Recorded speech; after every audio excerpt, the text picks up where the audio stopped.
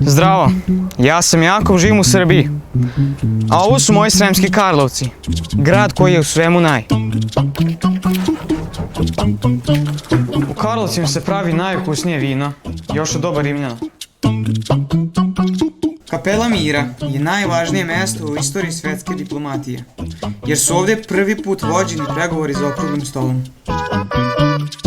Ovdje je i najstarije bogoslovije na Balkanu.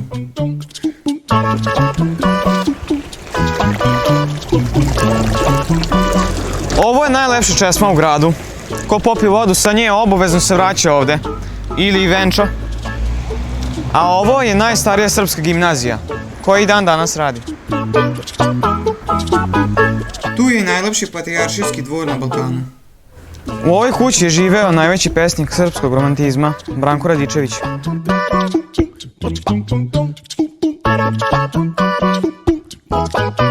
Ovaj platan je jedan od najvećih drveta u Srbiji. Pored grada teče najduža reka zapadne Evrope, Dunav. Kada bih imao čamac, zaplovio bih nizvodno, video rimske tvrđave, srednjovekovne gradove i posjetio najstariju naseobinu u Evropi, Lepenski vir. Zato dođite u moj grad, Evropsku prijestolnicu kulture, i uživajte.